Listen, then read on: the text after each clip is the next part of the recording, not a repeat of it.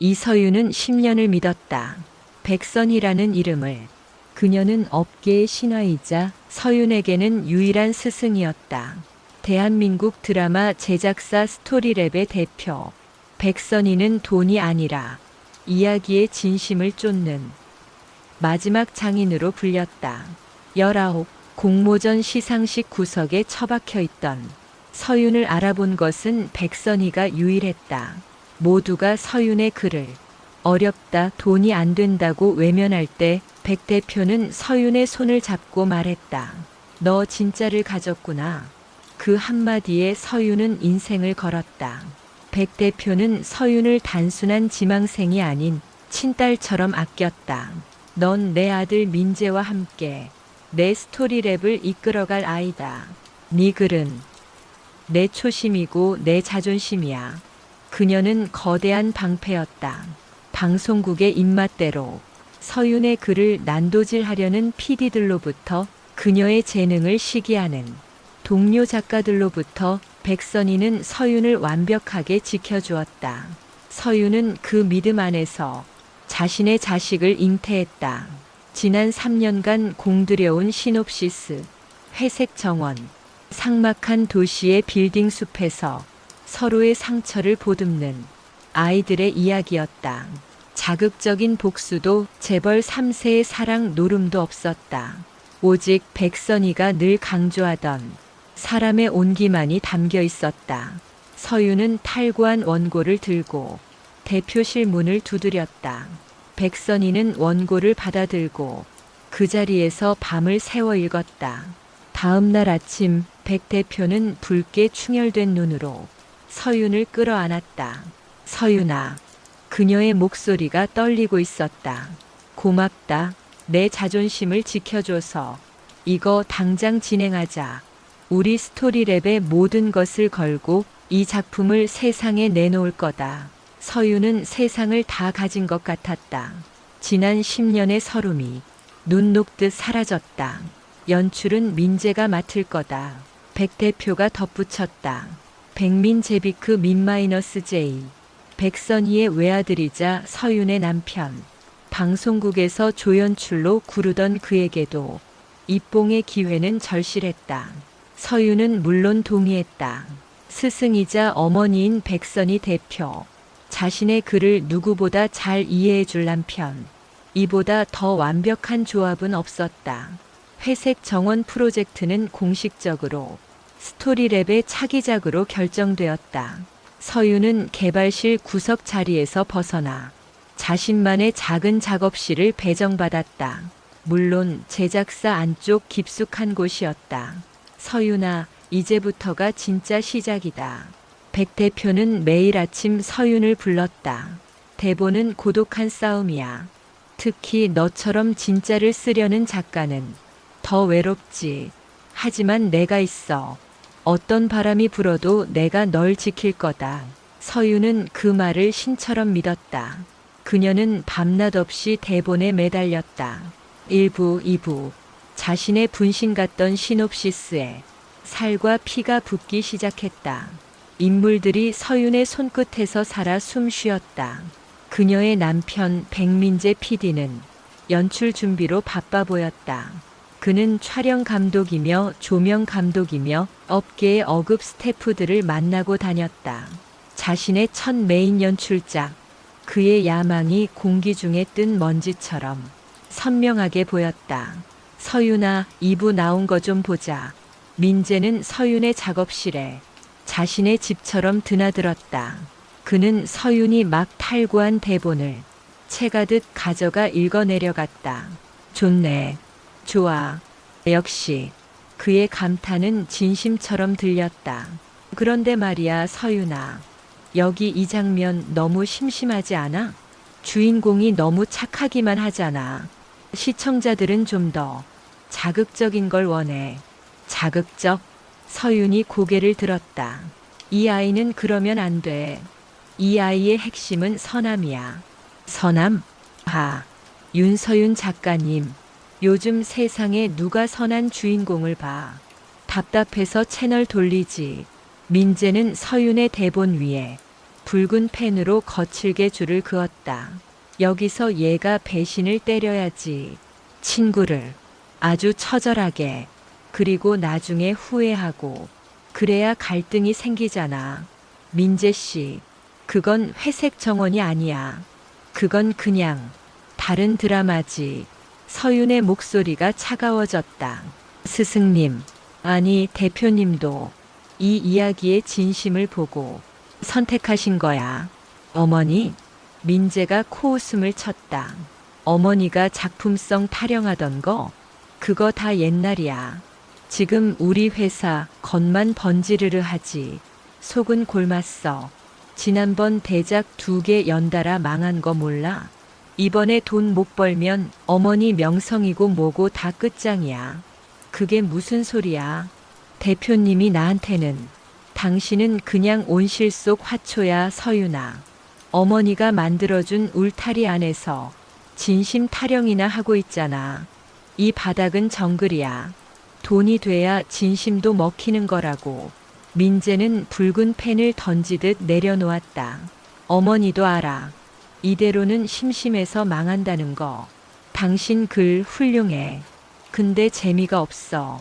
상업성이 떨어진다고. 서윤은 충격에 휩싸였다. 자신이 믿었던 모든 것이 부정당하는 기분이었다. 백선이가 자신을 지켜준 것이 작품성 때문이 아니라 다른 이유가 있었던 걸까? 아니, 그럴 리 없다. 난 대표님 믿어. 그리고 내 글 믿어. 이대로 갈 거야. 서윤은 자신의 대본을 끌어안았다. 그래, 끝까지 그렇게 나온다 이거지. 민재의 눈빛이 싸늘하게 식었다. 좋아. 어디 한번 해봐.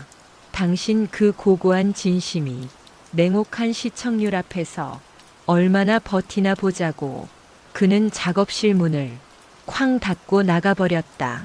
서윤은 한참을 멍하니 앉아 있었다. 민재의 말이 가슴에 비수처럼 박혔다. 어머니도 알아. 그날 오후 서윤은 백선이를 찾아갔다. 민재와의 다툼을 말해야 했다. 대표의 사무실 문이 살짝 열려 있었다. 안에서 격앙된 목소리가 새어나왔다. 백민재였다. 어머니, 저 진짜 이해가 안 돼요. 왜 하필 이서윤이에요? 걔 글 좋은 거 알아요. 근데 돈이 안 된다고요. 지금 우리한테 필요한 건 시청률 40% 찍어줄 한 방이란 말입니다. 서윤은 문손잡이를 잡은 채 얼어붙었다. 조용히 못해. 백선희의 날카로운 목소리가 아들의 말을 잘랐다. 내가 뭘 안다고 떠들어. 회색 정원은 돈이 될 거야. 어떡해요? 요즘 누가 저런 착해 빠진 애들 성장 스토리를 봐요? 막장, 불륜, 복수 이런 게 먹힌다고요. 그러니까 백선희의 목소리가 낮고 서늘하게 가라앉았다. 서윤이 한 번도 들어본 적 없는 그런 목소리였다. 그러니까 김지수가 필요한 거야. 김지수. 서윤은 자신의 귀를 의심했다. 김지수 작가. 시청률 보증 수표. 막장의 여왕. 개연성 따위는 뜬구름 잡는 소리라며 오직 자극적인 설정과 빠른 전개로 방송가를 쥐락펴락하는 스타 작가. 백선희가 가장 경멸하던 이야기의 혼을 파는 장사치라고 불렀던 바로 그 이름이었다. 김지수 작가요? 그 여자가 이서윤 글을 고쳐주기라도 한답니까? 자존심 때문에 절대 안 할걸요. 고쳐? 아니. 백선희의 목소리에는 비웃음마저 섞여 있었다. 김지수는 원작자가 될 거야. 회색 정원에. 서윤은 숨이 멎었다. 어머니, 그게 무슨. 민재야, 잘 들어. 이서윤의 글은 뼈대다. 아주 훌륭한 뼈대지. 아무도 흉내낼 수 없는 진정성이 있으니까. 하지만 대중은 뼈를 보지 않아. 살을 보고 화려한 옷을 보지. 김지수가 그 옷을 입힐 거야. 서윤이의 뼈대에 김지수의 자극적인 살을 붙이는 거지. 연출은 내가 하고 작가 이름은 김지수, 백민재 공동 연출. 그리고 이서윤은, 백선이는 잠시 말을 멈췄다. 서윤은 문틈으로 어머니의 옆 얼굴을 보았다. 그녀는 웃고 있었다. 이서윤은 원한 제공이나 자료 조사로 들어가면 돼. 어차피 개가 가진 건 그 글밖에 없어. 내가 10년간 개를 먹이고 입혔는데 그 정도는 우리한테 줘야지. 안 그러니? 어머니, 그거 도둑질이에요. 민재의 목소리가 떨렸다. 그의 야망 속에도 최소한의 양심은 남아 있었다. 도둑질? 이 바닥에서 그걸 도둑질이라고 부르니? 관행이고 재해석이야. 이서윤이 나 없으면 저 글 단 한 줄이라도 방송국 놈들한테 보여줄 수 있을 것 같아? 내가 걔를 지켜준 건 바로 오늘을 위해서야. 하지만 서윤이가 알면 모르게 해야지. 그러라고 내가 걔 남편 아니냐. 잘 구슬려. 내 첫 입봉작이고 회사가 어려워서 어쩔 수 없었다고. 원고료 두둑하게 챙겨주고 다음 작품 꼭 메인으로 넣어주겠다고 약속해. 어차피 걔는 나 없으면 죽어. 내 말을 거역할 수 없을 거다. 서윤은 뒷걸음질 쳤다. 손에 든 자신의 대본이 납덩이처럼 무거워졌다. 내가 널 지킬 거다. 내 자존심을 지켜줘서 고맙다. 그 모든 말이 자신을 올가매는 거미줄이었다. 자신의 재능을 빨아먹기 위한 달콤한 독이었다. 그녀는 사무실에서 도망쳤다. 자신의 작업실로 뛰어들어와 문을 잠갔다. 가슴이 미친 듯이 뛰었다. 구역질이 났다. 자신이 믿었던 10년이 한순간에 무너졌다. 어머니라 불렀던 그 여자가 자신의 자식을 가장 잔인한 방식으로 난도질할 계획을 세우고 있었다. 서윤은 컴퓨터를 켰다. 회색 정원 원본 파일, 그리고 백민재가 수시로 드나들며 복사해갔을 USB 포트. 그는 이미 모든 것을 가져갔을 것이다. 자신의 뼈대를 김지수라는 도살자에게 넘기기 위해서. 그때 작업실 문을 누군가 두드렸다. 서윤아, 나야. 민재. 다정한 목소리였다. 방금 전 어머니와 공모했던 그 남자의 목소리라고는 믿을 수 없을 만큼. 무슨 일 있어? 문 좀 열어봐. 서윤은 입을 틀어막았다. 대답할 수 없었다. 자신의 모든 것이 부정당한 지금 그녀는 무엇을 해야 하는가? 문을 열고 모든 것을 알았다고 소리쳐야 할까? 아니면 백선희의 말대로 그녀 없이는 죽는다는 것을 인정하고 무릎을 꿇어야 할까? 서윤의 손이 파일 삭제 버튼 위에서 미친 듯이 떨리고 있었다. 서윤의 손은 키보드 위에서 멈췄다. 파일을 지운다고 해결될까? 백민재는 이미 수십 번도 더 이 파일을 복사해 갔을 것이다. 자신의 뼈대는 이미 김지수의 도마 위에 올라가 있을 터였다. 서윤아, 안에 있어? 무슨 일인데 그래? 문이 손잡이가 덜컥거렸다. 백민재의 목소리는 여전히 다정했다. 그 다정함이 이제는 독사의 혀처럼 느껴졌다. 서윤은 심호흡을 했다. 울면 안 된다. 지금 무너진 모습을 보이면 백선희의 말대로 나 없이는 죽는 존재임을 스스로 인정하는 꼴이 된다. 모르게 해야지. 백 대표의 목소리가 귓전을 맴돌았다. 그래, 아직은 몰라야 한다. 지금은 모든 것을 들은 그녀의 귀를 속여야 할 때였다. 서윤은 마른 입술을 핥았다. 그리고 문을 열었다. 놀랐잖아요. 서윤은 애써 창백하게 웃었다. 민재가 의심스러운 눈으로 그녀의 붉어진 눈가를 살폈다. 무슨 일 있어? 왜 이렇게 땀을 흘려? 아무것도 아니에요. 그냥 민재 씨 말이 맞나 싶어서. 서윤은 연기했다. 10년간 배운 것이 이야기를 짓는 일이었다. 지금 그녀는 자신의 인생을 연기해야 했다. 내 글이 정말 그렇게 재미없나? 너무 심심한가? 그런 생각하니까 갑자기 숨이 턱 막혀서 민재의 표정이 순간 누그러졌다. 그의 눈에 떠오른 것은 죄책감이 아니라 역시 별 수 없군 하는 얕은 동정심이었다. 그는 서윤이 자신의 말에 상처받았다고 확신한 듯 했다. 아니야, 서윤아. 내가 말이 좀 심했어. 내 글이 재미없다는 게 아니라. 아니에요. 서윤은 그의 말을 잘랐다. 이 연극의 주도권은 자신이 가져와야 했다. 나 대표님한테 가봐야겠어요. 아무래도 이 작품 내가 할 수 있을지 자신이 없어요. 서윤은 민재를 스쳐 지나갔다. 서윤아. 잠깐만. 민재가 당황해서 그녀를 따랐다.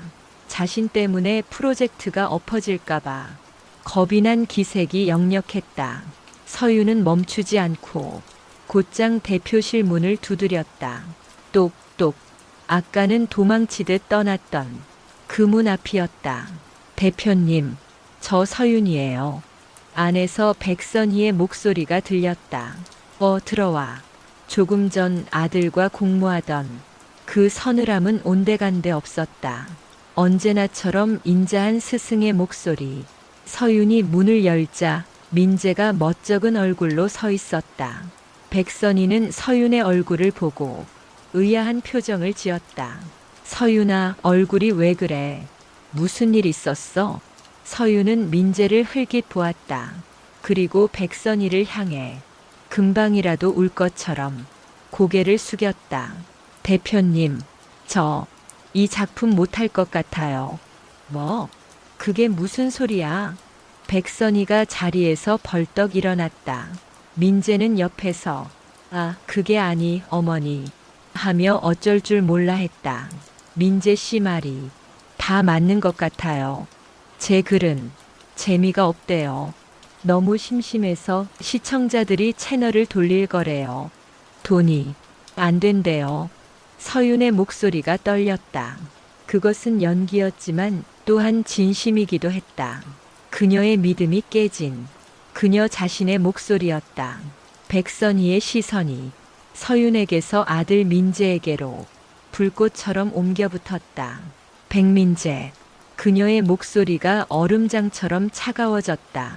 너 지금 서윤이한테 무슨 소리를 짓거린 거야? 아니, 어머니, 그게 아니라 전 그냥 요즘 트렌드가 내가 감히 짝. 사무실의 공기가 터져나갔다. 백선희의 손바닥이 민재의 뺨을 거세게 후려쳤다. 너무나 순식간에 일어난 일이라 서윤조차 숨을 멈췄다. 민재는 맞은 뺨을 감싸쥐고 충격에 빠진 눈으로 어머니를 바라봤다. 그 역시 이것이 연기인지 진심인지 헷갈리는 듯 했다. 내가 감히 누구 글에 대고 재미를 논해? 내까짓 게 뭔데? 서윤이 그를 돈으로 환산해. 백선희는 서윤이 문 밖에서 들었던 것과는 정반대의 말들을 광기처럼 쏟아냈다. 이건 그냥 드라마가 아니야. 내 자존심이고 우리 스토리랩이 정신이야. 그런데 내가 내 아들이란 놈이 그걸 짓밟아? 돈이 그렇게 좋아? 그럼 나가서 김지수 같은 애들 뒤나 닦아. 서윤은 그 자리에 못 박힌 듯 서 있었다. 김지수. 그 이름을 백선희가 저토록 경멸적으로 내뱉었다. 조금 전 그토록 간절하게 필요하다던 그 이름을. 어머니, 진정하세요. 제가. 서윤이 말리려 했지만 백선희는 아랑곳하지 않았다. 그녀는 아들을 몰아세우며 절규하듯 소리쳤다. 내가 널 잘못 키웠다. 내가 자식을 잘못 키웠어. 그녀는 민재를 밀치고 서윤의 앞으로 다가왔다. 그리고 그 거대했던 스승이 업계의 신화였던 백선희가 서윤의 앞에서 무릎을 꿇었다. 서윤아. 서윤은 숨이 막혔다.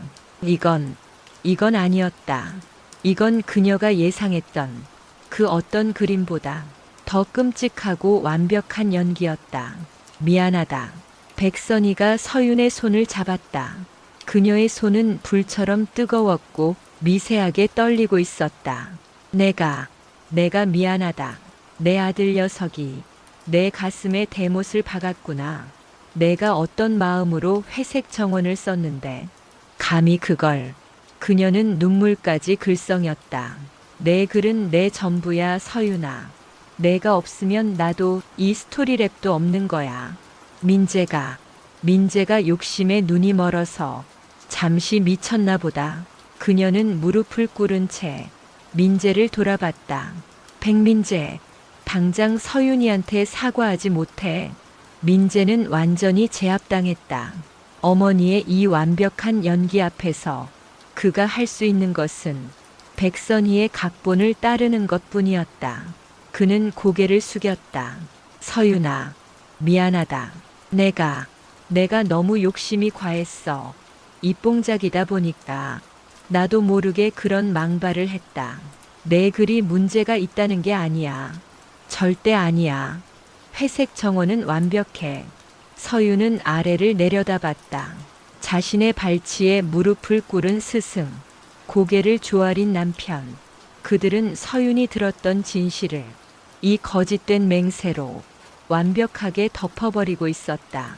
서윤은 그들이 원하는 대답을 해야 했다. 이 연극을 완성시켜야 했다. 그녀는 백선희를 일으켜 세웠다. 대표님, 이러지 마세요. 일어나세요. 네. 그녀의 목소리도 진짜 눈물에 젖어들고 있었다.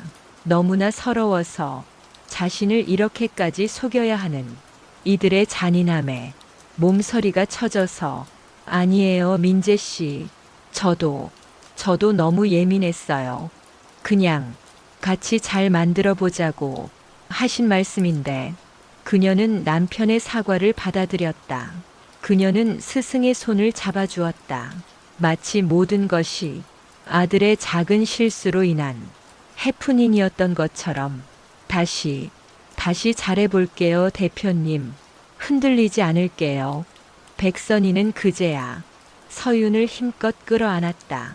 서윤의 귓가에 그녀가 속삭였다. 그래, 고맙다, 서윤아. 역시 너밖에 없어. 민재 저놈, 내가 다시는 내 글에 손도 못 대게 할 테니까 아무 걱정하지 마라. 따뜻한 체온, 익숙한 스승의 향기. 하지만 서윤은 그 품 안에서 차가운 칼날을 느꼈다. 자신의 뼈대를 발라내 보이지 않는 칼날. 그날 이후 서윤은 마음을 다잡았다. 아니, 다잡은 척했다. 그녀는 다시 대본을 썼다. 민재는 다시는 그녀의 글에 자극을 운운하지 않았다. 그는 그저 묵묵히 서윤이 쓴 대본을 받아갈 뿐이었다. 모든 것이 제자리로 돌아온 듯 했다. 서윤은 스스로를 세뇌했다. 내가 잘못 들은 걸 거야. 대표님은 그럴 분이 아니야. 그저 아들이 걱정돼서 최악의 상황을 가정해 본 것뿐일 거야. 그렇게 믿지 않으면 단 하루도 버틸 수 없었다. 하지만 그 균열은 아주 미세하게 벌어지고 있었다. 서윤아, 나 오늘 중요한 미팅 있어. 백선희는 부쩍 바빠졌다. 서윤과 함께 대본을 읽던 독대 시간은 눈에 띄게 줄었다. 어머니, 저 3부 관련해서. 서윤이 전화를 걸면 백선희는 받지 않았다. 한참 뒤에야 문자가 돌아왔다. 회의 중. 나중에. 처음엔 잘 받아주던 그녀였다. 하지만 어느 순간부터 서윤의 전화는 늘 회의 중에 걸려왔다. 속상한 마음에 대본의 방향성에 대해 장문의 문자를 보내도 돌아오는 것은 그래, 알아서 잘해봐 같은 꽁한 대답뿐이었다. 서윤의 가슴이 다시 차갑게 식기 시작했다. 그날의 그 완벽했던 연극, 그것이 거짓이었음을 증명하는 신호들이 여기저기서 울리고 있었다. 백선희는 서윤을 피하고 있었다. 불안감은 곰팡이처럼 조용히 서윤의 마음을 잠식했다. 백선희 대표는 여전히 바빴다. 회색 정원의 편성을 위해 방송국 고위층을 만난다는 명목이었다. 하지만 서윤은 단 한 번도 그 중요한 미팅에 동석해 본 적이 없었다. 작품의 창작자인 그녀는 철저히 배제되고 있었다. 백민재 역시 집필실에 얼굴을 비추는 일이 뜸해졌다. 그는 완성된 대본을 이메일로 받아갔다. 모든 소통이 차가운 디지털 신호로 바뀌었다. 서윤은 제작사 아니 외딴섬이 되어가고 있었다. 결국 서윤은 남편을 붙잡았다. 늦은 밤 집에 돌아온 민재에게 물었다. 그의 옷에서는 서윤이 모르는 비싼 와인 냄새와 낯선 향수 냄새가 뒤섞여 났다. 민재 씨, 요즘 대표님 왜 저를 피하시는 것 같죠? 혹시 무슨 일 있어요? 서윤의 직설적인 물음에 민재는 들고 있던 가방을 소파에 던지듯 내려놓았다. 그의 얼굴에는 지난번의 죄책감 대신 알 수 없는 피로와 짜증이 어려 있었다. 피하긴 누가 피한다고. 아니에요. 분명히 이상해요. 혹시 아직도 내 글이 마음에 안 드시는 거예요? 그래서 편성이. 민재가 넥타이를 거칠게 풀어 헤쳤다. 그는 냉장고에서 물을 꺼내 벌컥벌컥 들이켰다. 그리고 돌아서서 서윤을 바라봤다. 그의 눈빛은 서윤이 처음 보는 경멸과 조소가 뒤섞인 눈빛이었다. 윤서윤 작가. 그가 서윤을 작가라고 불렀다. 당신 언제까지 그렇게 순진한 소리만 할 거야? 무슨 뜻이에요? 엄마도 결국엔 우리 엄마야. 언제까지 내 편만 들어줄 줄 알았냐? 서윤의 심장이 바닥으로 떨어졌다. 그날 대표실 문 밖에서 들었던 그 끔찍한 대화가 현실로 되살아났다. 민재가 모든 것을 자백하고 있었다.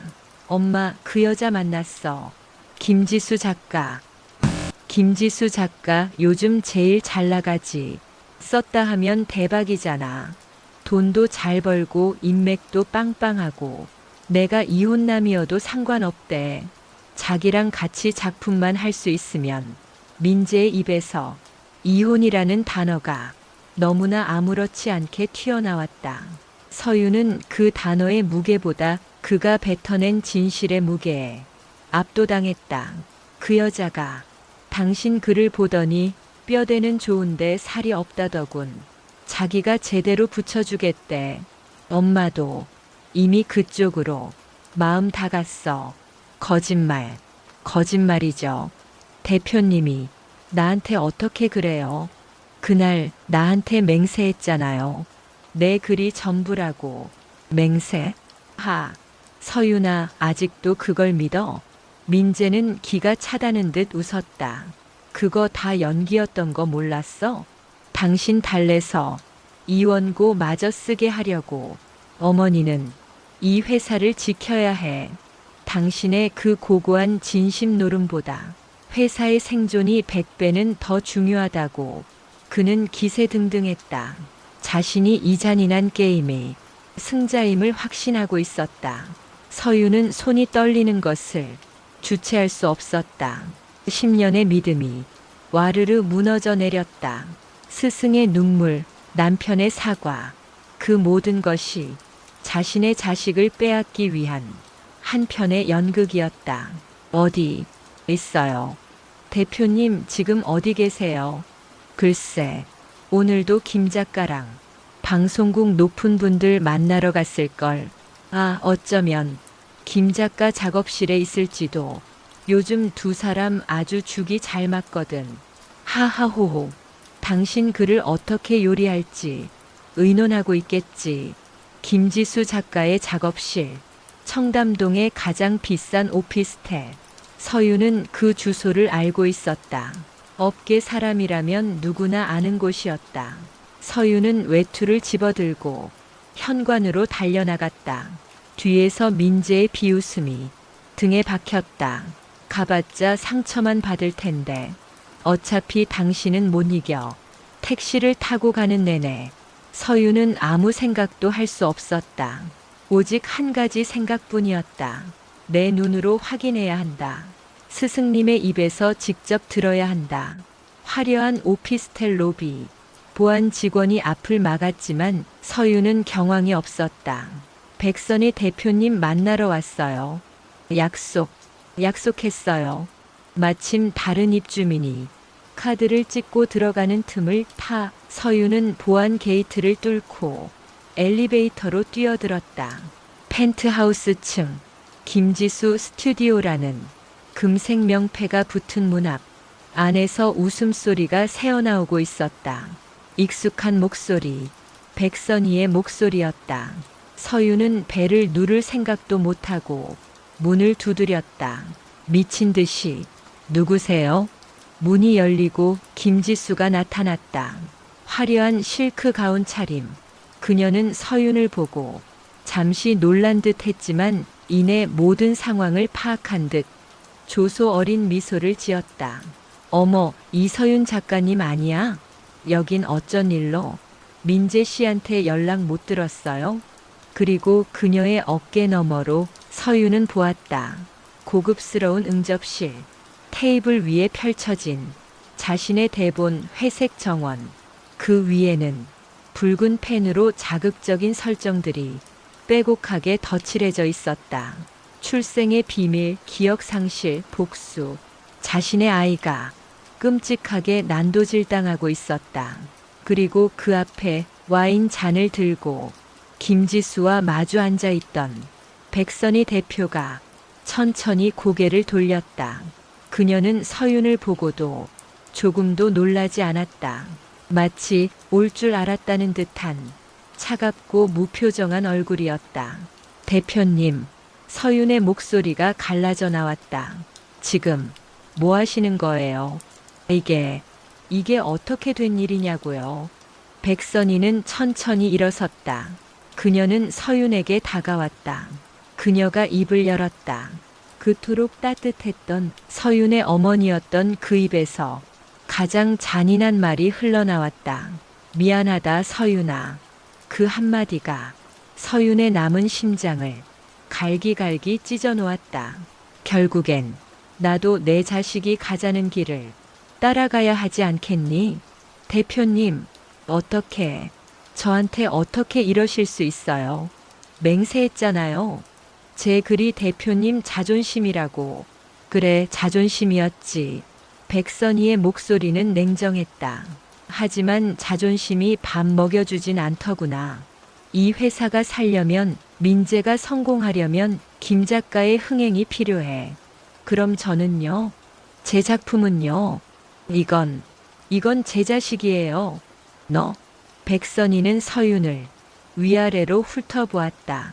너도 그냥 이쯤에서 원만하게 덮고 내 갈 길 가라.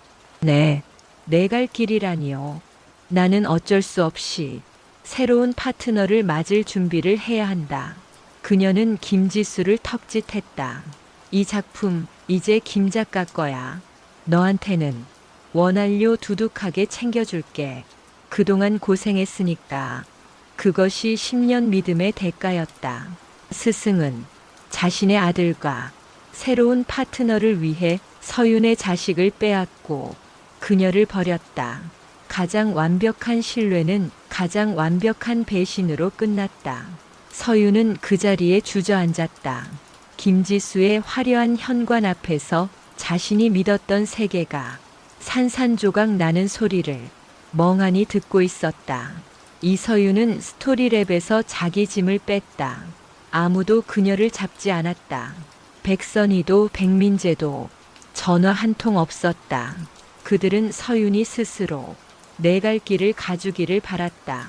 그녀가 10년간 머물렀던 개발실, 자신만의 작은 작업실, 그 모든 공간에서 그녀의 흔적은 하룻밤 사이에 깨끗이 치워졌다.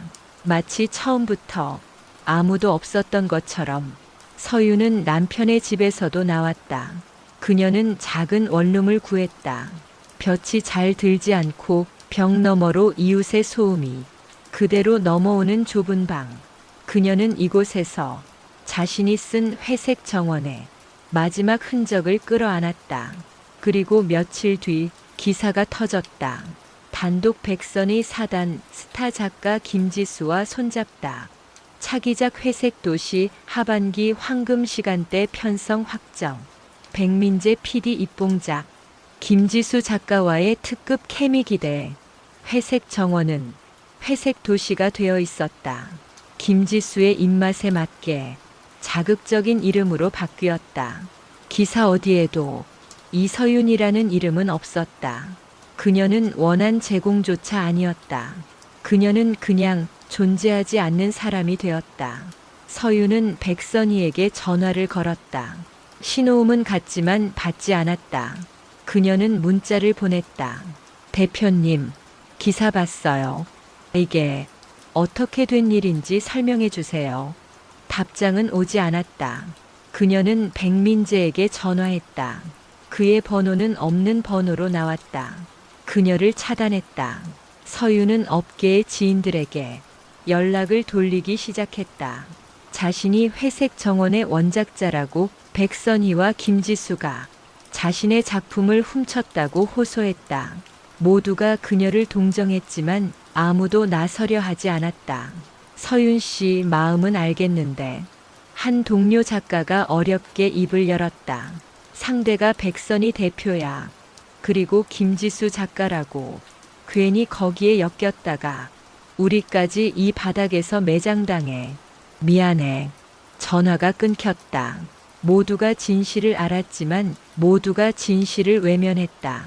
백선희가 10년간 쌓아올린 신화는 견고했다. 그녀가 진심의 아이콘이었기에 그녀의 배신은 이서윤의 망상이나 무명 작가의 질투로 쉽사리 치부되었다. 서윤은 법적 대응을 알아봤다. 변호사를 만났다. 변호사는 서윤이 가져온 초고와 시놉시스를 훑어보았다. 그리고 고개를 저었다. 이서윤 작가님, 안타깝지만 힘듭니다. 제 원본이 다 있는데요. 날짜도 이메일 기록도 다 있어요. 아이디어와 설정은 저작권 보호 대상이 되기 어렵습니다. 변호사는 냉정하게 말했다. 김지수 작가가 대사와 에피소드의 순서를 교묘하게 바꾸고 새로운 인물을 추가하는 방식으로 실질적 유사성을 피해가면 법적으로 이기기 힘듭니다. 그럼 제 작품을 그냥 빼앗겨야 한다는 말인가요? 더구나 작가님은 스토리랩 소속이었습니다. 업무상 창작한 저작물로 볼 경우 애초에 저작권이 백선희 대표에게 귀속돼 가능성도 배제할 수 없습니다. 서윤은 상담실을 나왔다. 법도 업계도 그녀의 편이 아니었다. 백선희는 모든 것을 알고 있었다. 서윤이 절대 이길 수 없다는 것을. 그녀가 10년간 서윤을 보호한 것은 법의 울타리 안에서 그녀를 합법적으로 착취하기 위함이었다. 서윤은 원룸에 틀어박혔다. 세상이 무너졌다. 그녀는 밥을 먹지 못했다. 글을 쓰지 못했다. 컴퓨터 모니터를 켜는 것조차 고통이었다. 자신이 평생을 바친 이야기라는 것이 이렇게 쉽게 훔쳐지고 짓밟히고 버려질 수 있다는 사실이 그녀의 영혼을 갉아먹었다. 그녀는 멍하니 TV 채널을 돌렸다. 마침 회색 도시의 제작 발표회가 생중계되고 있었다. 화려한 조명 아래 백선희가 환하게 웃고 있었다. 그녀의 옆에는 당당한 모습의 김지수와 자신감 넘치는 표정의 백민재가 나란히 서 있었다. 기자가 질문했다. 김지수 작가님, 이번 작품이 기존의 자극적인 스타일과는 많이 다르다는 평입니다. 어떤 계기로 이런 진정성 있는 작품을 쓰게 되셨나요? 김지수가 마이크를 잡았다. 그녀는 백선희를 사랑스럽게 바라보며 웃었다. 백선희 대표님 덕분이죠. 대표님께서 제게 이야기의 진짜 힘이 무엇인지 새롭게 눈뜨게 해주셨어요. 이 작품은 제가 대표님께 바치는 헌사 같은 작품입니다. 서윤은 구역질이 치밀었다. 자신의 진심이, 자신의 헌사가 저들의 입에서 역겨운 거짓말로 포장되고 있었다. 이어서 백선희가 마이크를 잡았다. 그녀는 감격에 찬 목소리로 말했다. 저는 김 작가와 제 아들 민재가 너무나 자랑스럽습니다. 이 두 사람이 제가 잊고 살았던 초심을 다시 찾아주었습니다. 회색 도시는 시청자들의 마음에 따뜻한 불씨가 될 것입니다. 그때 한 기자가 구석에서 손을 들었다. 백선희 대표님, 업계에 떠도는 루머에 대해 질문 하나 드려도 되겠습니까? 백선희의 미소가 순간 굳었다. 이 작품의 원작자가 따로 있다는 소문이 있습니다. 스토리랩에 근무했던 이서윤 작가라는 분인데 이에 대해 어떻게 생각하십니까? 카메라가 일제히 백선희의 얼굴을 클로즈업했다. 서윤은 숨을 죽였다. 스승의 입에서 과연 어떤 말이 나올 것인가? 백선희는 잠시 침묵했다. 그리고 이내 가장 인자하고 슬픔에 잠긴 표정을 지어 보였다. 아, 그 친구 말씀이시군요. 그녀는 한숨을 내쉬었다. 이서윤 작가, 제가 10년간 정말 친딸처럼 아꼈던 아이입니다. 재능도 많았고요. 하지만 너무 과한 욕심을 부렸습니다. 자신의 실력에 비해 너무 큰 것을 원했어요. 이 작품은 처음부터 김지수 작가와 기획했던 작품입니다. 서윤 씨는 자료 조사를 돕는 보조 작가 중 한 명이었을 뿐입니다.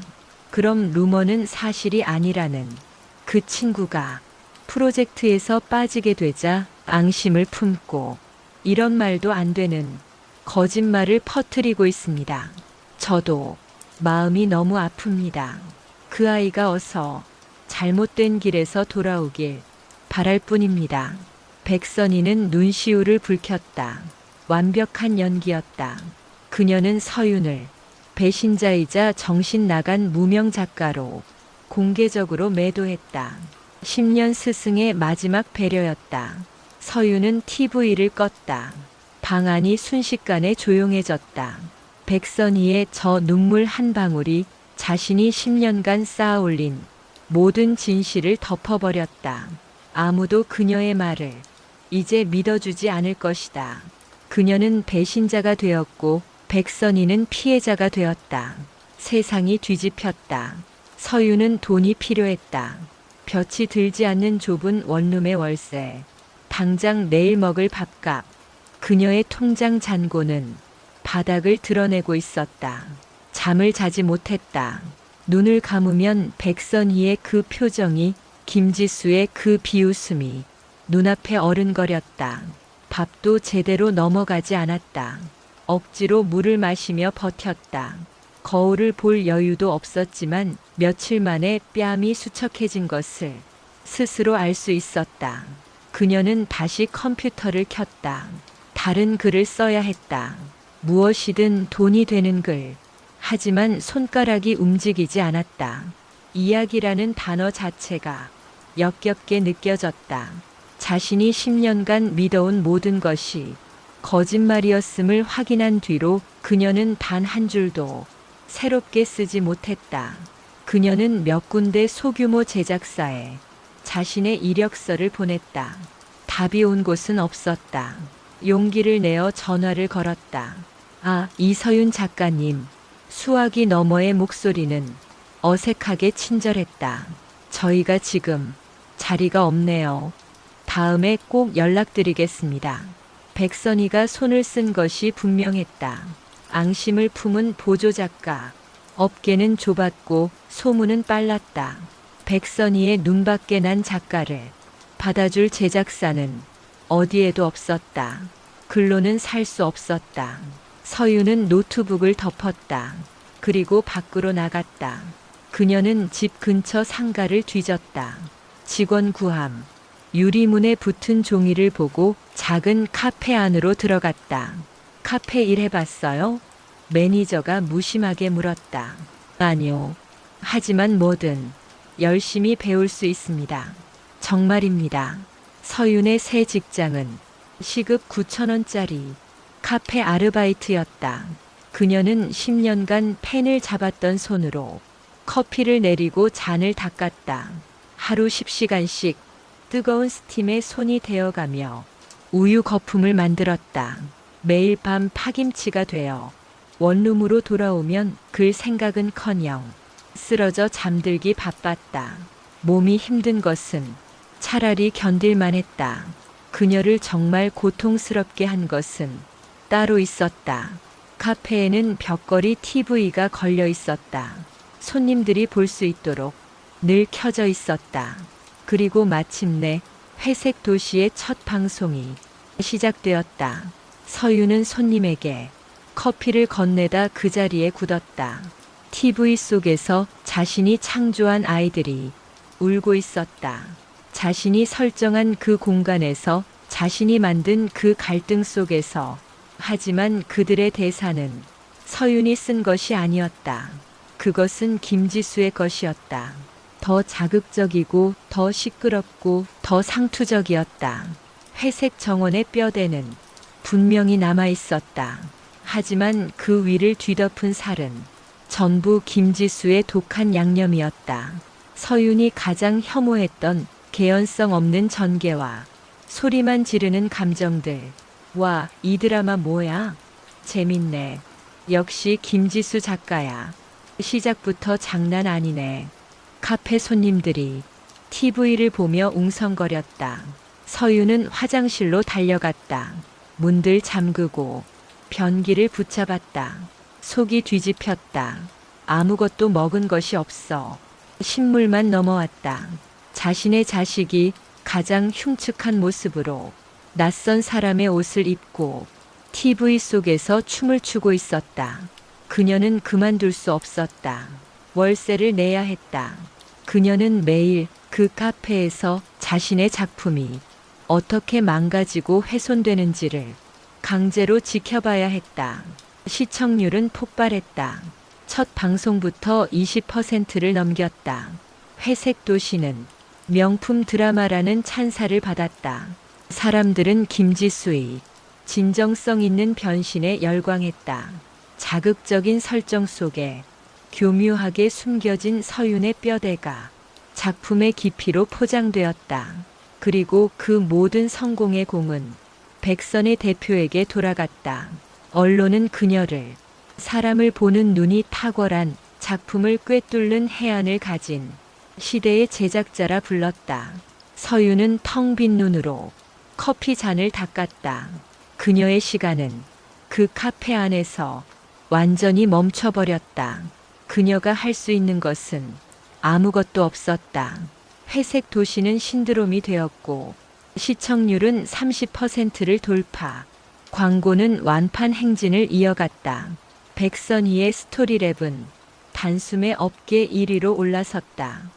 백민재는 천재 신인 PD로 등극했고 김지수는 작품성까지 잡은 스타 작가로 제2의 전성기를 맞았다.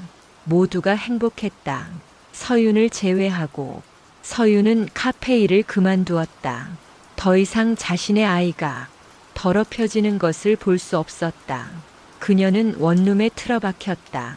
마지막 남은 돈으로 최저 생계비를 아껴가며 버텼다.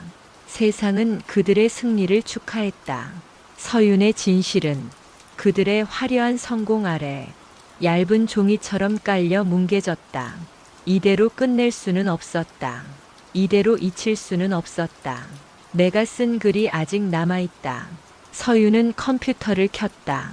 지난 10년간 그녀가 써왔던 수많은 글, 회색 정원의 초고, 수정고, 최종고, 그리고 백선희에게 빼앗긴 다른 수많은 아이디어들, 그녀가 백선희의 유령 작가로 존재했던 모든 증거. 서윤은 블로그를 개설했다. 아무도 찾지 않는 인터넷의 작은 공간. 그녀는 그곳에 글을 올리기 시작했다. 저는 드라마 회색 도시의 진짜 작가 이서윤입니다. 그녀는 담담하게 모든 사실을 적어 내려갔다. 백선의 대표를 처음 만난 날부터 회색 정원을 완성한 날, 그리고 대표실 문 밖에서 들었던 그 끔찍한 공모까지, 그녀는 남편의 배신과 스승의 기만적인 연극을 모두 폭로했다. 그녀는 증거를 첨부했다. 자신이 쓴 회색 정원의 원본 파일, 백선희와 주고받았던 수많은 이메일 내역. 내 글은 내 자존심이야. 이건 우리 둘만의 비밀이다. 백선희가 그녀를 얼마나 신뢰했는지, 그리고 그녀의 아이디어를 어떻게 자신의 것처럼 사용했는지 보여주는 증거들이었다. 첫 번째 글은 아무런 반응도 얻지 못했다. 수많은 정보의 바다에서 그녀의 목소리는 작은 물방울에 불과했다. 서유는 멈추지 않았다. 그녀는 매일 글을 썼다. 회색 도시의 방영분에 맞춰 그날 방영된 에피소드가 자신의 원작 회색 정원이 어느 부분과 일치하는지, 김지수가 그것을 어떻게 비틀어 놓았는지 조목조목 비교 분석했다. 오늘 방영된 10부의 주인공의 눈물은 원래 친구와의 화해를 위한 진심 어린 반성이었습니다. 하지만 김지수 작가는 이것을 더 큰 복수를 위한 거짓 눈물로 바꾸었습니다. 그녀의 글은 논리적이었고 처절했다. 한 명의 창작자가 자신의 영혼을 지키기 위한 마지막 절규였다. 조금씩 사람들이 반응하기 시작했다. 어쩐지 드라마가 초반이랑 느낌이 좀 다르더라. 이 작가 필력이 진짜네. 글만 읽는데도 소름 돋는다. 이게 사실이면 백선희, 김지수 둘 다 완전 미친 거 아냐? 그녀의 블로그 방문자 수가 기하급수적으로 늘었다. 사람들은 회색 도시를 본방으로 보고 서윤의 블로그에 와서 해설을 읽었다. 진실은 서서히 물 위로 떠오르고 있었다. 몇몇 소규모 인터넷 언론사가 그녀의 이야기를 기사화했다. 회색 도시 원작자 논란, 이서윤 작가의 충격 폭로. 상황이 심상치 않게 돌아가기 시작했다. 백선희의 스토리랩 주가가 하락하기 시작했다. 방송국 시청자 게시판은 진실 규명을 요구하는 글로 마비가 되었다. 서윤은 원룸문을 걸어 잠갔다. 무서웠다. 하지만 멈출 수 없었다. 이것이 그녀가 할 수 있는 유일한 싸움이었다. 회색 도시의 마지막 회가 방영되기 하루 전날, 서윤은 마지막 폭로를 준비했다. 그것은 백선희가 서윤의 회색 정원뿐만 아니라 지난 10년간 다른 무명 작가들의 아이디어를 어떻게 훔쳐서 자신의 기획으로 둔갑시켰는지에 대한 내부 자료였다. 백선희의 신화를 뿌리부터 무너뜨릴 수 있는 결정적인 증거였다. 그녀가 막 발행 버튼을 누르려던 순간 현관문 초인종이 울렸다. 딩동 마이너스. 서윤은 심장이 멎는 것 같았다. 아무도 이 주소를 알지 못했다. 그녀는 숨을 죽였다. 인터폰 화면을 켰다. 문 밖에 서 있는 사람은 백선희 대표였다. 지난 제작 발표회 때보다 훨씬 더 수척하고 분노로 일그러진 얼굴이었다. 이서윤, 문 열어. 나인 거 알아. 그녀의 목소리는 스피커를 뚫고 서늘하게 울렸다. 서윤은 뒷걸음질 쳤다. 열어주면 안 됐다. 쾅, 쾅, 쾅. 백선희가 문을 미친 듯이 두드리기 시작했다. 문 열어, 이 배신자년. 내가 너를 어떻게 키웠는데 내가 감히 내 뒤통수를 쳐? 서윤이 알던 인자한 스승의 모습은 어디에도 없었다. 자신의 성이 무너질 위기에 처한 광기 어린 폭군만 존재했다. 당장 그 글 내리지 못해? 너 내가 이 바닥에서 영원히 숨도 못 쉬게 만들어줄 수 있어. 당장 열어. 서윤은 귀를 막았다. 그때 옆에서 다른 목소리가 들렸다. 어머니, 이러지 마세요. 사람들 보겠어요. 백민재였다. 그가 어머니를 말리고 있었다. 이게 다 너 때문이야. 이런 년 하나 제대로 처리 못해서 이 사단을 만들어. 서윤아, 이서윤, 제발, 제발 그만해. 우리가 다 잘못했어. 응? 만나서 얘기하자. 내가 원하는 게 뭐야? 돈이야? 돈 얼마든지 줄게. 그러니까 글만 내려줘. 제발. 남편의 비굴한 애원. 스승의 저주 어린 폭언. 서윤은 책상 앞에 주저앉았다. 그녀의 손이 떨리고 있었다. 그때 현관 도어락이 삑삑삑 소리를 냈다. 누군가 비밀번호를 누르고 있었다. 서윤은 잊고 있었다. 이 원룸은 아직 이혼이 성립되지 않은 남편 백민재의 명의로 계약되어 있었다는 것을 그는 비밀번호를 알고 있었다. 철컥 마이너스. 문이 열렸다. 백선희와 백민재가 좁은 원룸 안으로 성큼성큼 들어섰다. 백선희는 서윤의 컴퓨터로 곧장 달려들었다. 이거였구나. 이걸로 날 협박할 셈이었어. 그녀는 서윤이 막 올리려던 마지막 폭로 글을 단숨에 읽어내렸다. 그녀의 얼굴이 하얗게 질렸다. 에이. 그녀는 서윤의 뺨을 내려치려 손을 쳐들었다. 서윤은 눈을 감았다. 하지만 폭행은 없었다. 백민재가 그 팔을 막았다. 어머니, 이러다 우리 다 죽어요. 이렇게 감정적으로 굴 때가 아니라니까. 민재는 서윤을 노려봤다. 그의 눈에는 애원이 아닌 살기마저 서렸다. 원하는 게 뭐야? 정확히 말해. 서윤은 입술을 깨물었다. 인정하세요. 회색 도시가 내 작품이라는 거 지금 당장 언론에 공표하세요. 백선희 대표님, 김지수 작가, 그리고 당신까지 전부 다 사과하세요. 그럼 이 글 올리지 않을게요. 서윤의 마지막 제안이었다. 그녀는 돈이 아니라 자신의 이름을 되찾고 싶었다. 그 말에 백선희는 잠시 서윤을 뚫어지게 바라봤다. 그녀의 분노가 순식간에 다른 무언가로 바뀌었다. 그것은 상대를 완벽하게 꿰뚫어 본 자의 차디찬 경멸이었다. 하. 백선희가 웃음을 터뜨렸다. 하하. 겨우 그거였어? 이름, 명예. 난 또 내가 대단한 걸 원하는 줄 알았네. 그녀는 아들 민재에게 턱짓했다.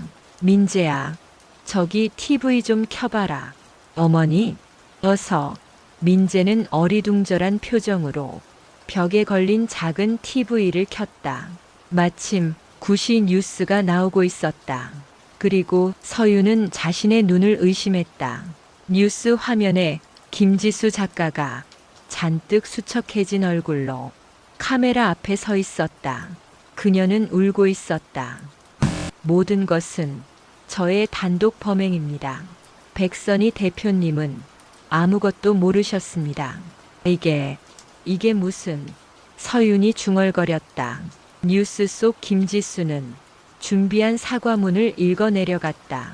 자신이 이서윤 작가의 재능을 시기한 나머지 백민재 PD를 유혹해 시놉시스를 훔쳐냈다고 자백하고 있었다.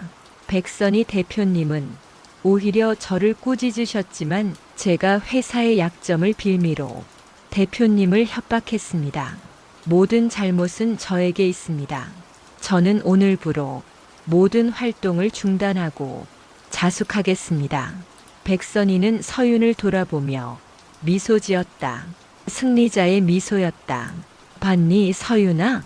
그녀는 서윤의 뺨을 손등으로 부드럽게 쓰다듬었다. 이게 내가 말하는 이름보다 무서운 힘이라는 거야. 그녀는 김지수를 버렸다. 가장 자극적인 방식의 꼬리 자르기였다. 대중의 분노는 모든 것을 자백한 김지수에게 쏠릴 것이다.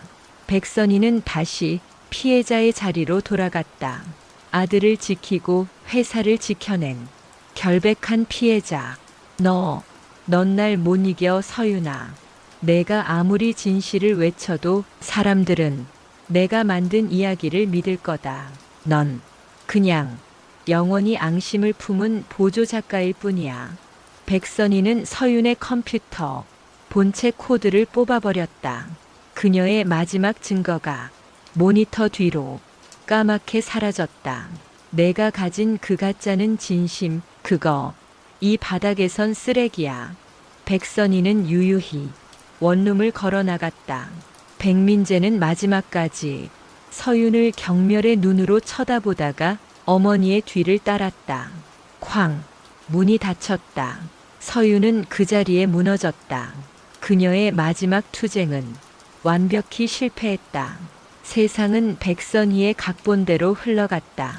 김지수는 희대의 악녀가 되어 업계에서 사라졌다. 백민재는 유혹에 잠시 흔들렸던 피해자로 동정표를 얻었다. 그리고 백선희는 회사를 지켜낸 결백한 피해자로 남았다. 회색 도시는 김지수의 자백과 함께 조기 종영되었다. 하지만 이미 막대한 수익을 거둔 뒤였다. 이서윤, 그 이름은 다시 수면 아래로 가라앉았다. 사람들은 그녀를 스타 작가에게 이용당한 불쌍한 보조 작가 정도로 잠깐 기억했다가 이내 잊었다. 그녀의 진실, 즉 백선희가 주범이라는 사실은 아무도 믿어주지 않았다. 서윤은 원룸 계약을 해지했다. 그녀는 서울을 떠났다. 아무도 자신을 알지 못하는 아무런 이야기도 없는 곳으로 가고 싶었다. 그녀는 남해의 작은 섬마을로 들어갔다. 그곳에는 드라마도 인터넷도 없었다. 오직 낡은 집 한 채와 눈앞에 펼쳐진 바다뿐이었다. 그녀는 가진 돈을 털어 작은 폐가를 빌렸다. 스스로 벽지를 바르고 깨진 창문을 떼었다. 그녀는 더 이상 글을 쓰지 않았다. 컴퓨터는 서울의 원룸에 버려두고 왔다. 대신 밭을 읽었다. 마을 노인들을 따라 작물을 심고 잡초를 뽑았다. 손톱 밑에 흙이 끼고 얼굴이 볕에 검게 탔다. 매일 밤 몸은 돌덩이처럼 굳었지만 이상하게도 잠은 편안하게 왔다. 백선희의 얼굴이 더 이상 꿈에 나오지 않았다. 이야기가 없는 살, 그것은 서윤에게 낯선 평화를 가져다 주었다. 그녀는 그저 해가 뜨면 일어나고 해가 지면 잠들었다. 사람들은 그녀에게 어디서 왔는지 무슨 일을 했는지 묻지 않았다. 그저 묵묵히 자신의 밭을 가는 이방인일 뿐이었다. 그녀는 마을의 작은 공공 도서관에서 책을 빌려다 읽기 시작했다. 드라마 대본이나 작법서가 아니었다. 그녀는 오래된 고전 소설과 시집을 읽었다. 돈이 되지 않는 글, 시청률을 신경 쓰지 않는 글. 그녀는 문득 자신이 10년간 단 한 번도 자신을 위한 글을 쓴 적이 없다는 것을 깨달았다. 백선희에게 인정받기 위한 글, 방송국에 팔리기 위한 글, 시청률을 위한 글. 그것이 그녀가 써온 진심의 정체였다. 서윤은 웃음이 났다. 백선희는 틀리지 않았다. 자신의 그 가짜는 진심은 결국 팔리기 위한 진심이었다. 그녀 역시 백선희의 시스템 안에서 성공을 갈망했던 또 다른 욕망 덩어리였다. 그녀는 자신이 백선희와 다르다고 생각했다. 하지만 그녀 역시 진심이라는 이름으로 자신의 작품이 가장 화려한 무대에 오르길 바라고 있었다. 그것이 백선희의 방식이든 자신의 방식이든 진짜 진심은 무엇일까? 아무도 읽어주지 않아도 돈이 되지 않아도 그저 써야만 하는 그런 이야기도 있을까? 서윤은 작은 문구점에서 노트 한 권과 펜을 샀다. 그녀는 폐가의 작은 툇마루에 앉았다. 바다 냄새와 흙 냄새가 불어왔다. 그녀는 쓰기 시작했다. 아무런 기획 의도도 시놉시스도 없었다. 그저 지금 이곳의 풍경, 바람의 소리, 밭을 가는 노인의 주름진 손, 그녀가 보고 느낀 그대로의 것들을 적어 내려갔다. 그것은 드라마가 아니었다. 그것은 소설도 시도 아니었다. 그저 그녀 자신의 목소리였다. 세상에 단 한 번도 내보인 적 없는, 누구의 인정도 필요 없는 날 것 그대로의 문장이었다. 그녀는 처음으로 창작의 기쁨을 느꼈다. 누군가에게 팔기 위한 뼈대가 아니었다. 그저 쓰는 행위, 그 자체만으로 충만해지는 감각. 그녀의 무너진 영혼이 아주 조금씩 그녀 자신의 문장들로 채워지고 있었다. 한편 서울에서는 이상한 기류가 흐르기 시작했다. 김지수가 사라진 업계는 새로운 스타를 원했다. 하지만 회색 도시의 자극적인 성공 이후 시청자들은 더 독하고 더 빠른 이야기에만 반응했다. 김지수의 아류작들이 방송가를 뒤덮었다. 백선희의 스토리랩은 다음 작품을 내놓지 못했다. 백민재는 회색 도시의 성공이 자신의 연출력 때문이라 믿고 차기작을 준비했지만 그의 손에는 뼈대를 만들어줄 이서윤이 없었다. 그가 내놓은 기획안들은 알맹이 없는 자극적인 껍데기뿐이었다. 방송국은 편성을 거부했다. 백선희는 초조해졌다. 그녀는 김지수를 대체할 새로운 작가를 찾았지만 아무도 서윤의 뼈대를 만들어내지 못했다. 그녀는 그제야 깨달았다. 자신이 버린 것이 단순한 보조 작가가 아니라 자신의 초심이자 자존심 그 자체였다는 것을. 그녀가 그토록 경멸했던 돈의 논리에 갇혀 정작 이야기를 잃어버렸다. 서윤은 그 소식을 전해 듣지 못했다. 그녀는 그저 매일 쓰고 매일 밭을 갈았다. 그녀의 노트는 하루하루 두꺼워져 갔다. 그 안에는 어떤 분노도 복수심도 없었다. 오직 바닥까지 떨어져 본 사람만이 발견할 수 있는 삶의 작은 조각들이 반짝이고 있었다. 서윤이 섬에 들어온 지 1년이 지났다. 그녀의 노트는 7권을 넘어섰다. 그것은 회색 정원과는 전혀 다른 이야기였다.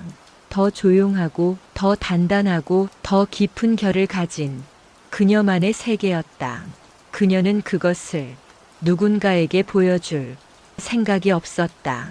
그저 쓰는 것이 그녀의 유일한 구원이자 삶의 방식이 되었다. 그녀는 이제 서울의 그 누구도 원망하지 않았다. 그들의 배신은 역설적으로 그녀에게 진짜 글을 선물했다. 그녀는 마을 도서관에 사서 일을 돕기 시작했다. 낡은 책들을 정리하고 아이들에게 책을 읽어주는 소박한 일이었다. 그녀는 그곳에서 인터넷을 다시 접했다. 검색이 아니라 도서관의 행정 업무를 처리하기 위해서였다. 서윤은 아주 가끔 아주 조심스럽게 서울의 소식을 찾아봤다. 백선희의 스토리랩은 위태로워 보였다. 회색 도시 이후 단 한 편의 히트작도 내놓지 못했다. 야심차게 준비했던 백민재의 입봉작은 시청률 1%라는 처참한 성적을 받고 조기 종영되었다. 언론은 백선희의 감이 다했다고 떠들어댔다. 김지수는 해외로 도피했다는 소문만 무성했다. 백민재는 연출 실패의 충격으로 폐인처럼 지낸다고 했다.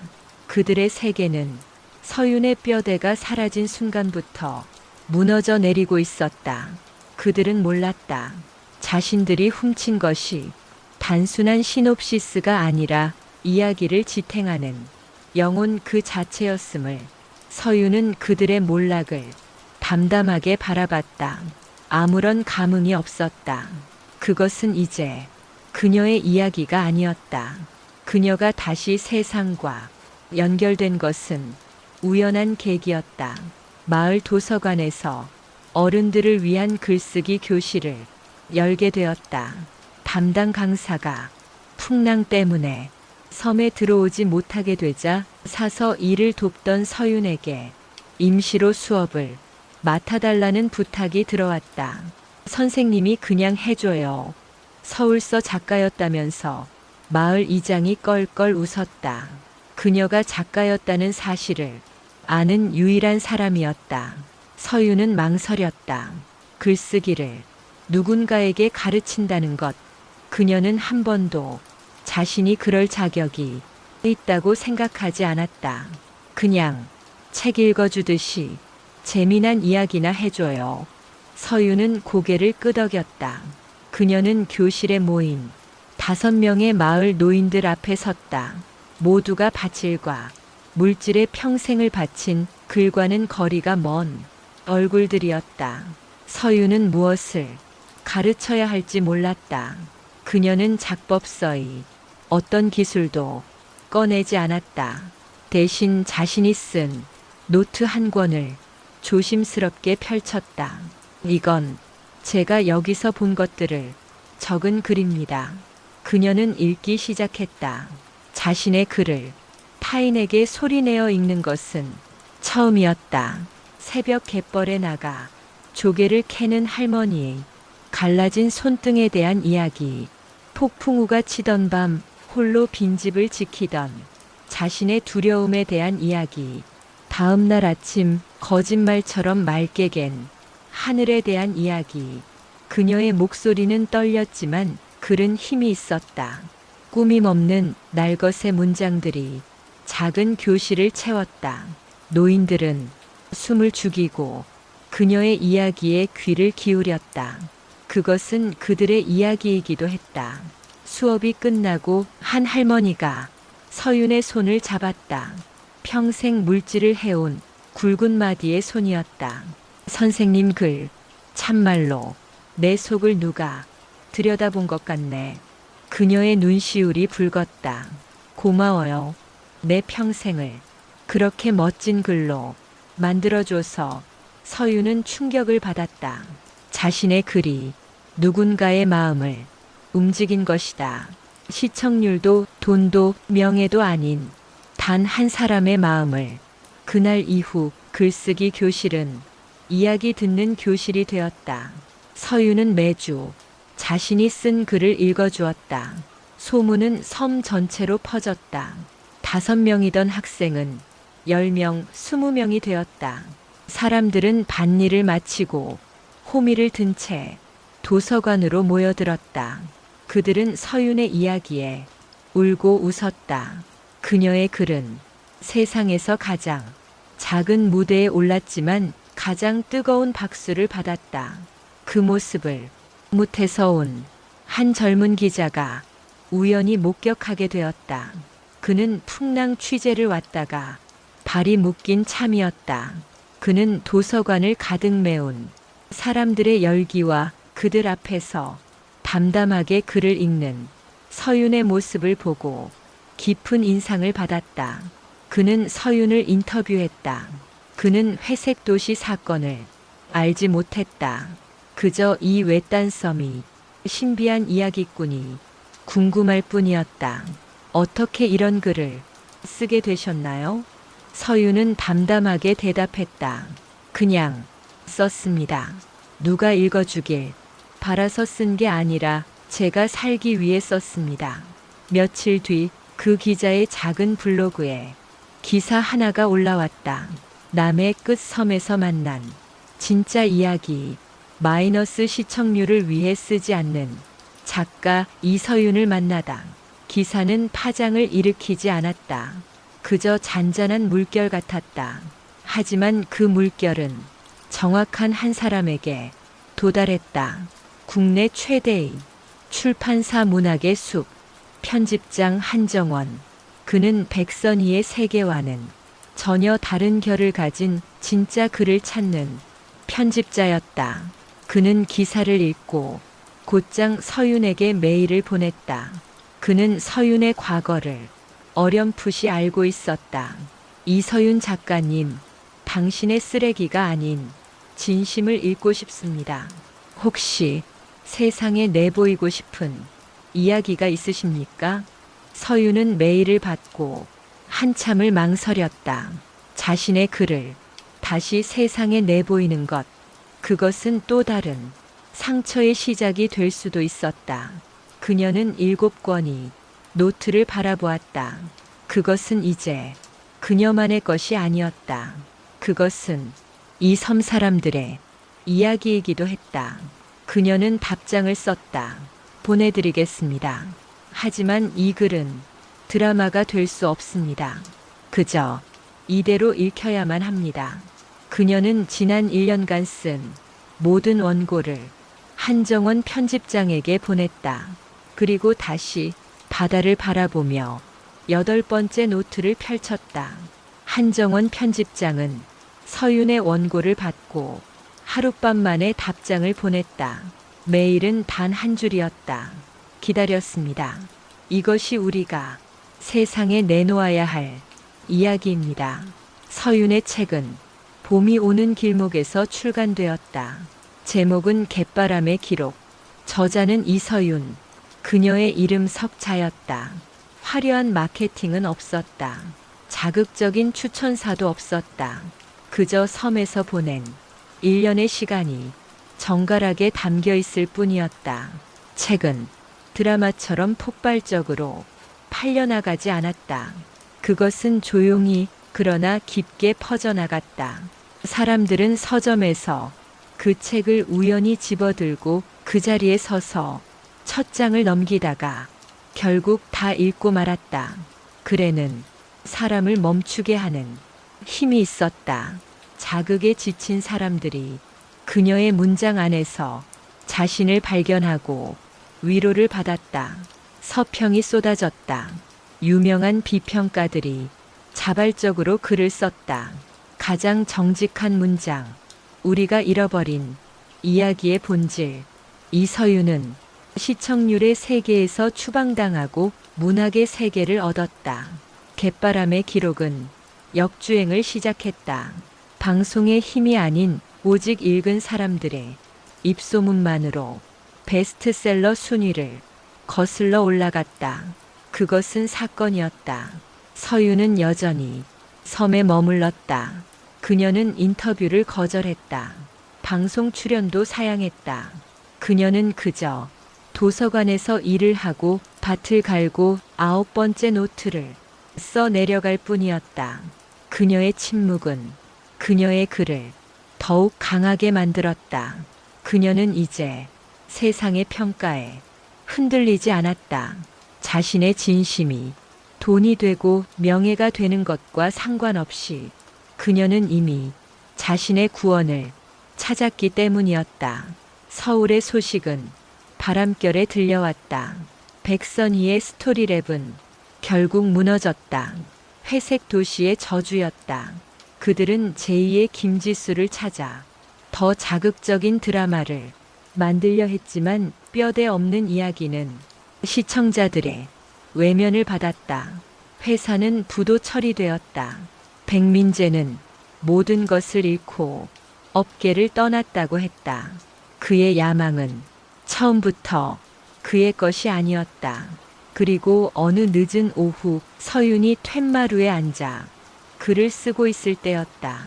낯선 인기척에 고개를 들었다. 한 여자가 그녀의 낡은 폐가 마당에 서 있었다. 백선이었다. 그녀는 서윤이 기억하던 화려한 대표가 아니었다. 값비싼 옷을 입었지만 그것이 어울리지 않았다. 머리는 희끗했고 깊은 피로가 그녀의 얼굴을 그림자처럼 덮고 있었다. 10년의 세월보다 지난 1년이 그녀를 더 늙게 만들었다.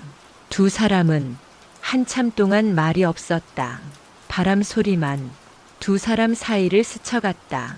먼저 입을 연 것은 백선이었다. 책 읽었다. 그녀의 목소리는 심하게 갈라져 있었다. 좋더구나. 내가 정말 쓰고 싶었던 게 그런 거였어. 서윤은 대답하지 않았다. 그저 그녀를 바라봤다. 원망도 분노도 느껴지지 않았다. 그저 한때 자신의 모든 것이었던 한 늙은 여자가 서 있을 뿐이었다. 딱 잃었다. 백선이가 중얼거렸다. 민재도, 회사도, 내 평생을 바친 모든 것을. 그녀는 서윤에게 천천히 다가왔다. 그녀의 눈은 텅 비어 있었다. 내가 틀렸더구나. 너를 버리지 말았어야 했어. 김지수 그 애가 아니라 너를 잡았어야 했어. 내 진심이 결국 돈이 되는 거였는데 내가 그걸 몰랐지. 그녀는 마지막 순간까지 돈을 이야기했다. 서윤은 그것이 그녀의 한계임을 알았다. 그녀는 작품성을 말하던 그 순간에도 그것을 돈이 될 작품성으로 생각했던 것이다. 돌아와라 서윤아. 백선희가 서윤의 앞에 섰다. 그것은 애원도 명령도 아니었다. 마지막 남은 패를 거는 도박꾼의 목소리였다. 내가 다 갚을게. 다시 시작하자. 내가 가진 거 전부 팔아서라도 내가 원하는 판을 깔아줄게. 응, 내 이야기가 다시 필요해.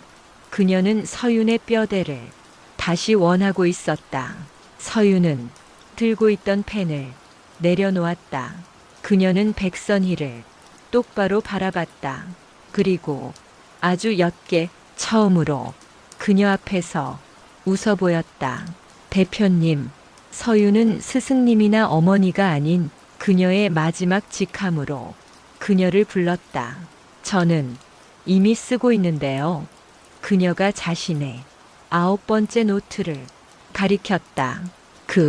그런 거 말고 세상이 원하는 거.